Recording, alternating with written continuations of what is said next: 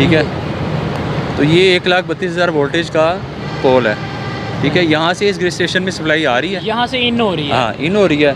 इन होने के बाद उस ग्रिड स्टेशन में, हमारे ग्रिड स्टेशन में जो ये आलात लगे हुए हैं, सबसे पहले वहाँ पे एक लाइन आइसोलेटर होता है, सही, ठीक है। लाइन आइसोलेटर का क्या मकसद होता है कि जो और हाई वोल्टेजेस को हम जब ट्रांसफ़र करते हैं, डैम में इलेक्ट्रिक सप्लाई पैदा करते हैं, वोल्टेजेस 11 kV वोल्टेज जनरेट हो रहे हैं हमारे पाकिस्तान में। तरवेला डैम सबसे बड़ा डैम है जो इलेक्ट्रिक सप्लाई जनरेट कर रहा है पूरे पाकिस्तान। इसलिए हम डीसी सिस्टम हम यूज़ करते हैं, और डीसी सिस्टम में किसी भी ग्रिड का या किसी भी इलेक्ट्रिक सिस्टम का जहाँ प्रोटेक्शन के लिए यूज़ हो रहा है वो उसके दिल की हैसियत रखता है।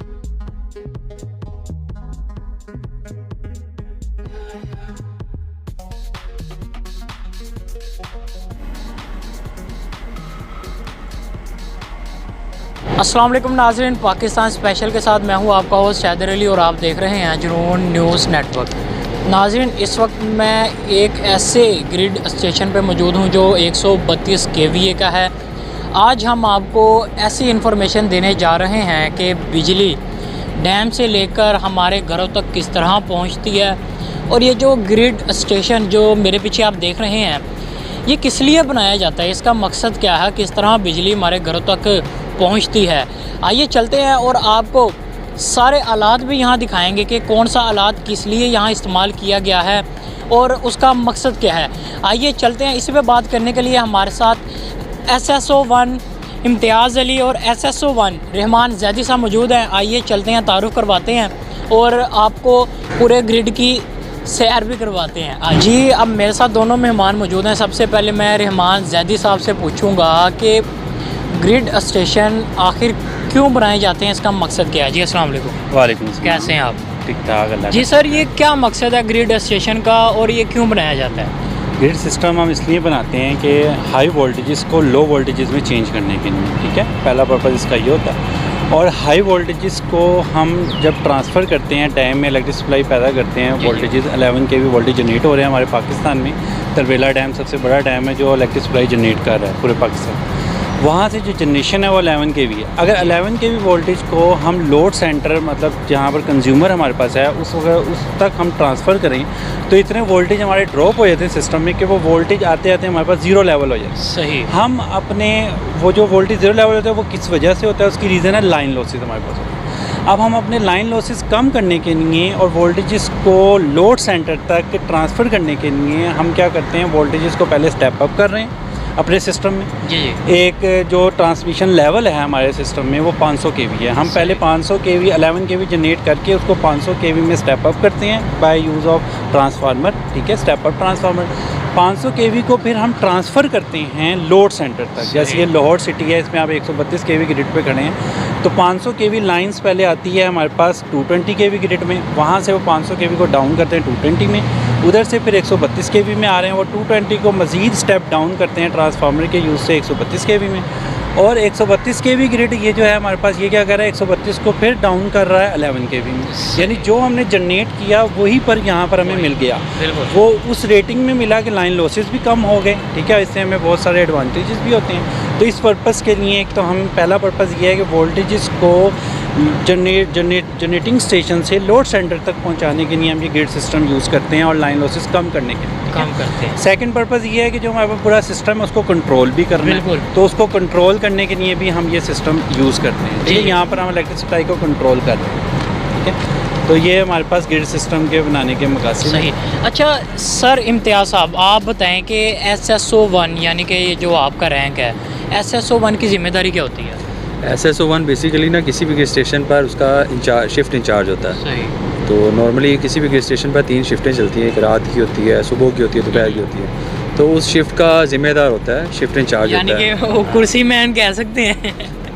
कह सकते हैं, जाहिर बात है जिम्मेदार है, उसने बैठना भी है, काम भी करना है साथ साथ ही। हाँ, तो उसमें ये है कि पूरे ग्रिड स्टेशन की जितनी लुक आफ्टर है, जितने भी रूटीन के काम होते हैं, रीडिंग्स वगैरह होती हैं, ऑपरेशंस वगैरह होती हैं, और कुछ लाइनें ऑफ करनी होती हैं, कुछ ऑन करनी होती हैं। तो ये डिपेंड करता है, ये सारा उसी की सुपरविजन में होता है।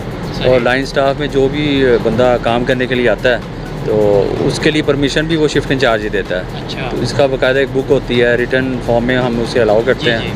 तो शिफ्ट इंचार्ज की इसके साइन वगैरह होते हैं, तो यही अलाउ करता है। तो उसी की वजह से भी वो लाइन पर इजीली काम कर सही। सकते ये हैं। बताएं कि लाइनमैन्स की जो अमवात बढ़ती जा रही हैं उसकी क्या वजह है? लाइनमैन दरअसल हमारी जो SOPs हैं सिस्टम की, उसमें ये है कि कोई भी जब हम काम करते हैं तो उसमें सबसे पहले जो एहतियात है, उसका जो लिबास है और उसकी जो प्रिकॉशंस हैं, ये सबसे पहले ज़रूरी है। लेकिन देखा जाता है कि यूनिफॉर्म में कोई नहीं होता, सब सादा कपड़ों में ही होते हैं। यूनिफॉर्म होता था वैसे तो कंपनी तो अलाउ करती है, और लेकिन ये है कि यूनिफॉर्म से ज़्यादा ज़रूरी ये है उसकी प्रिकॉशंस। सही। किसी भी जगह पर अगर आप काम करने जा रहे हैं तो उससे मिसाल के तौर पर एक लाइनमैन जब कोर पर चढ़ता है तो उसके लिए जो ज़रूरी चीज़ें हैं तो उसमें सबसे पहले सेफ्टी है। सही। ठीक है, उसके शूज़ हैं, उसके जो ग्लव्स हैं और उस पर जो उसने काम करना है, और ये सब चीज़ें बहुत ज़रूरी हैं। क्या ये कह सकते हैं कि एजुकेशन की कमी है? एजुकेशन की कमी भी किसी हद तक कह सकते हैं, लेकिन दूसरा ये कि हमारे यहाँ जल्दबाजी भी बहुत आ जाती है मामलात, और ये कुछ लोग लालच भी करते हैं, और कुछ लोग ऊपर से कुछ लोगों की पेमेंट भी फंसी होती है। पेमेंट का भी हो सकता है, और कुछ अफसराने वाला की ऊपर से प्रेशर भी होता है, हाँ। जिसकी वजह से जो छोटे मुलाजमीन हैं वो जल्दबाजी में काम करते हैं और हादसा वगैरह आ जाते हैं। वरना प्रिकॉशंस SOPs के तहत काम किया जाए तो मेरा नहीं ख्याल कोई हादसा हो सकता है। सही, बिल्कुल जी नाज़रीन, बिल्कुल सही कहा कि अगर SOPs के साथ काम किया जाए फिर कोई हादसा नहीं हो सकता। जी सर, अब आप बताएं, ये जो स्टोन इस्तेमाल किया जाता है ग्रिड में, इसका क्या मकसद है? ये जो हम स्टोन इस्तेमाल करते हैं इसका हम स्पेशल एक हमारे पास नाम है, इसको हम ग्रेवल बोलते हैं। ठीक है, और ये इसलिए यूज़ किया था, इसके दो पर्पज़ हैं। फर्स्ट पर्पज़ इसका ये है कि जब हमारे पास बारिश होती है ग्रिड में तो ये नमी को जज़ब कर लेते हैं। ठीक है, सेकंड पर्पज़ ये है कि अगर कोई लाइन ब्रेक डाउन होकर इस पर गिर जाए तो ये डिस्ट्रीब्यूटेड पाथ फराहम करते हैं, करंट को फ्लो होने में रेजिस्टेंस बहुत ज़्यादा फ्लो प्रोवाइड करते हैं, जिसकी वजह से यहाँ पर हमारी सेफ्टी के लिए यूज़ किए जाते हैं। सही। अच्छा जी नाज़रीन, अब हम आपको ये सारे आलात के बारे में इंफॉर्मेशन देते हैं, और ये हमारे दोनों जो मेहमान हैं ये बताते जाएंगे कौन सा आलात किस लिए यूज़ हुआ है, और ट्रांसफार्मर के बारे में भी पूछेंगे। ट्रांसफार्मर इतना बड़ा क्यों लगाया जाता है यहाँ? दरअसल ग्रिड स्टेशन में आप जिस तरह ये जैदी साहब ने अभी बताया, यहाँ पे 1,32,000 वोल्टेज आते हैं, और उसको हम डिस्ट्रीब्यूशन लेवल तक पहुँचाने से पहले 11,000 वोल्टेज में चेंज करते हैं। तो उसके लिए क्योंकि छोटे ट्रांसफार्मर ये काम नहीं कर सकते, इसलिए बड़े ट्रांसफार्मर और यूज़ किए जाते हैं, इन्हें पावर ट्रांसफार्मर भी कहते हैं। तो बारिशों के दिनों में किस तरह काम करते हैं? देखा जाता है बहुत ख़तरनाक सूरत हाल होती है। बारिशों के दिनों में ये है कि यहाँ पे कोशिश करते हैं कि ना ही आया जाए, और क्योंकि ये सारी इसकी रेडिएशंस बढ़ जाती हैं, और बारिश की वजह से यहाँ पे जो रेजिस्टेंस है वो तकरीबन 0 लेवल पर आ जाती है। तो ये है कि बारिशों में तो नहीं, यहाँ पे हमारा वैसे भी नॉर्मल नहीं आते जब तक कि कोई ऑपरेशंस वगैरह ना हो ज़रूरी। तो इसके अलावा इस ऑपरेटर्स को हम नॉर्मली इस्तेमाल नहीं करते हैं। ट्रांसफार्मर का तो हो गया, अब जो बाकी ये आलात लगे हुए हैं इसके बारे में हमारे नाज़रीन को बताते जाएं। इसमें यह है कि सबसे पहले जब भी किसी ग्रिड स्टेशन में ना एक सोर्स है जहाँ से वो सप्लाई ले रहा है, उसको हम देखते हैं। तो वो सोर्स जो है किसी भी ग्रिड स्टेशन के थ्रू आ सकता है। तो वो 132 kV की उसकी ट्रांसमिशन लाइन होती है, वो किसी भी ग्रिड स्टेशन में इन होती है। जिस तरह ये आपको पीछे एक पोल नज़र आ रहा है, ठीक है, तो ये 1,32,000 वोल्टेज का पोल है। ठीक है, यहाँ से इस ग्रिड स्टेशन में सप्लाई आ रही है, यहाँ से इन हो रही है। हाँ, इन हो रही है। इन होने के बाद उस ग्रिड स्टेशन में, हमारे ग्रिड स्टेशन में जो ये आलात लगे हुए हैं, सबसे पहले वहाँ पे एक लाइन आइसोलेटर होता है। सही। ठीक है, लाइन आइसोलेटर का क्या मकसद होता है कि जो लाइन उस ग्रिड स्टेशन पर आ रही है उसको हम उस लाइन आइसोलेटर के ज़रिए ओपन भी कर सकते हैं, क्लोज भी कर सकते हैं। सही। ठीक है, उसके बाद वो हमारे 1,32,000 वोल्टेज को कंट्रोल करने के लिए 1,32,000 वोल्टेज का एक वो क्या कहते हैं ब्रेकर होता है। ठीक है, उस ब्रेकर के आगे फिर वो एक और आइसोलेटर होता है। ठीक है, जो आगे मज़ीद 10 बार जो ये ऊपर आपको नज़र आ रही है, ठीक है, इसके साथ वो कनेक्ट होता है। इसके बाद जो हमारी सप्लाई है वो आगे ये जो आपको ट्रांसफार्मर पीछे नज़र आ रहा है, ठीक है, इन ट्रांसफार्मर को दी जाती है। ठीक है, इन ट्रांसफार्मर से पहले भी एक ब्रेकर लगाया जाता है जो कि उस ट्रांसफार्मर को कंट्रोल करता है। ट्रांसफार्मर का एक अपना, हर ट्रांसफार्मर का एक अपना ब्रेकर होता है। ठीक है, तो इसका मकसद ये होता है कि हमारा सिस्टम सिक्योर से सिक्योर होता जाए, ये सेफ्टी के लिए होता है, और स्टेप बाय स्टेप हमारा सिस्टम इतना सिक्योर होता है कि कोई भी इसमें इशू नहीं आ सकता इस वजह से। तो जब ट्रांसफार्मर तक हमारी सप्लाई आ जाती है तो ट्रांसफार्मर क्या करता है, 1,32,000 वोल्टेज को 11 kV में चेंज करता है, और ये 11 kV हमारे अंदर कंट्रोल रूम है, वो हम इसके बाद अभी जाएंगे, उसमें मैं मज़ीद आपको बताऊँगा। तो 11 kV जो वहाँ पे स्विच गियर रूम है, तो वहाँ से फिर हम 11 kV को कंट्रोल करते हैं। वहाँ से जो हमारी सप्लाई है वो डिस्ट्रीब्यूशन लेवल पर जब आती है कंज्यूमर लेवल को देने के लिए, तो ये 11,000 वोल्टेज जो है ये डिस्ट्रीब्यूशन ट्रांसफार्मर पर तो दी जाती है, जो इस 11,000 वोल्टेज को 220 kV, 420 वोल्टेज में चेंज करते ये हैं। देखा जा रहा है सर, यहाँ ग्रीनरी भी मौजूद है, ये कोई ख़ास मकसद है इसका या बस ऐसे ही नेचुरल? ग्रीनरी तो हमने जो इधर है ना वो बिल्कुल हमने सेपरेट साइड पे लगाई साइड पे है, होती है, वही साइड देख पे रहा होती हूँ मैं, एक है। वो एरिया। सिर्फ खूबसूरती के लिए हमने रखी होती है, एक ग्रिड की atmosphere खूबसूरती, ज़रा- एटमॉस्फेयर थोड़ा अच्छा हो जाता है, हाँ, ठीक है ना। तो बस इसलिए है ग्रीनरी। बाकी इधर ग्रीनरी की तो यार्ड सिस्टम में और इक्विपमेंट में बिल्कुल इजाज़त नहीं है, ठीक है। अच्छा। क्योंकि ग्रीनरी से क्या होता है कि खुदा ना खास्ता अगर कभी लाइटनिंग गिरे या कोई स्पार्क हो जाए तो आग लगने का खतरा होता है, ठीक सही। है। तो इसलिए यार्ड में जिस जगह हम खड़े हैं जहाँ ग्रेवल है वहाँ जी। पर तो हम बिल्कुल ग्रीनरी नहीं यूज़ करते, ठीक है। बिल्कुल। और ग्रीनरी अगर हो भी रही है तो उसको रोज़ आना हमारे पास इधर माली होता है, उसकी देखभाल ड्यूटी की होती है इस पे हम और डेली बेस पे इसकी मेंटेनेंस वगैरह करते हैं। आसमानी बिजली गिरती है, उसके क्या असरात होते हैं? आसमानी बिजली के लिए, क्योंकि आपको बताया कि स्टेप बाय स्टेप हमारा जो सिस्टम है ये आपको बताया जी, जी। बड़ा सिक्योर बनाया टेक्निकली भी और वैसे भी।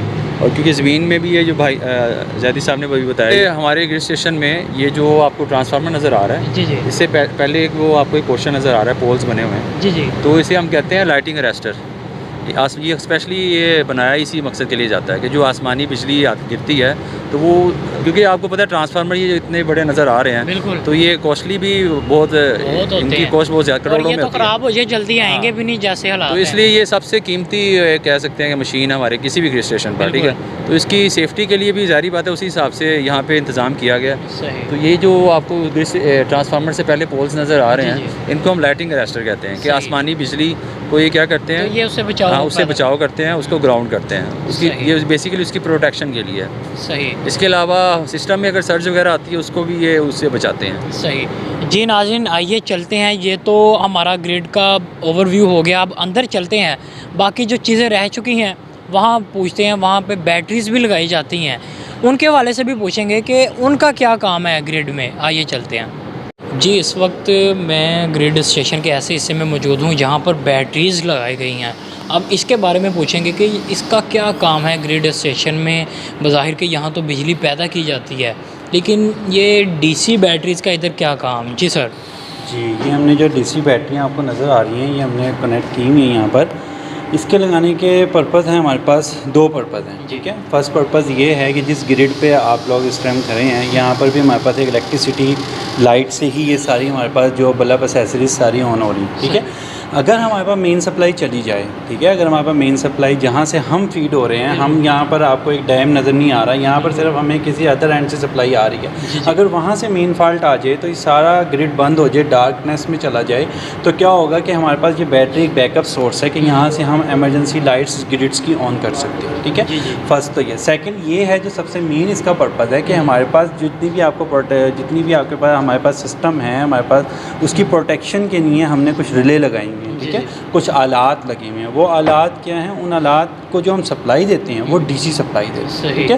क्योंकि डीसी की एक्यूरेसी जो है वो एसी की निस्बत बहुत अच्छी है, ठीक है। उसने डीसी में हमारे पास टाइम का डिले नहीं है, ठीक है। जैसी फॉल्ट आएगा फ़ौरन सप्लाई मिलेगी, फ़ौरन ही वो ऑन स्विचिंग करवाएगी हमारी, ठीक है। इसलिए हम डीसी सिस्टम हम यूज़ करते हैं। और डीसी सिस्टम में किसी भी ग्रिड का या किसी भी इलेक्ट्रिक सिस्टम का जहाँ प्रोटेक्शन के लिए यूज़ हो रहा है वो उसके दिल की हैसियत रखता है, हार्ट की हैसियत रखता है। अगर डीसी ऑफ हो जाए तो पूरा सिस्टम हम समझते हैं हमारे पास सिस्टम प्रोटेक्शन, ये पूरा सिस्टम ही ऑफ है हमारे पास, ठीक है। तो डीसी को हमने हेल्थी रखना होता है, यानी हमेशा ऑन रखना होता है। उसके लिए हमारे पास ये बैटरियाँ नज़र आ रही हैं। इन बैटरियों में क्या है कि हमारे पास जो इन बैटरियों को चार्ज करने के लिए हमारे पास जो एसी सप्लाई है जो ग्रिड की है, ठीक है। इस ग्रिड पे भी हमारे पास एक ट्रांसफार्मर लगा है जो 11 kV को 220 वोल्ट में चेंज कर रहा है और उससे हमारी सारी ग्रिड की लाइट्स ऑन हो रही हैं, ठीक है। और उसके अलावा वो क्या कर रहा है, वो 220 AC वोल्ट को डीसी चार्जर हमारे पास है वो डीसी में कन्वर्ट करके इनको चार्ज भी कर रहा है, ठीक है। ताकि इन केस अगर हमारे पास लाइट ना हो तो ये एक तो बैकअप के तौर पे काम करे। सेकंड जो सबसे इम्पोर्टेंट पर्पज़ है कि हमारी प्रोटेक्शन को सप्लाई दे। बिल्कुल जी नाज़रीन, जैसा कि बहुत ही डिटेल में आपको आज इन्फॉर्मेशन मिल ही गई, क्योंकि ये बैटरी जैसा कि सर ने कहा कि ये दिल की हैसियत रखता है एक ग्रिड की। जैसा कि अगर कोई भी मसला आता है तो ये बैकअप के लिए यहाँ लगाई गई हैं। उम्मीद है आपको आज का प्रोग्राम बहुत पसंद आया होगा और बहुत से सवालात के जवाबात भी आपको मिल चुके होंगे। इसी के साथ मुझे मेरी टीम को दीजिए इजाज़त। नेक्स्ट प्रोग्राम में दोबारा मुलाकात होगी। अल्लाह हाफ़िज़।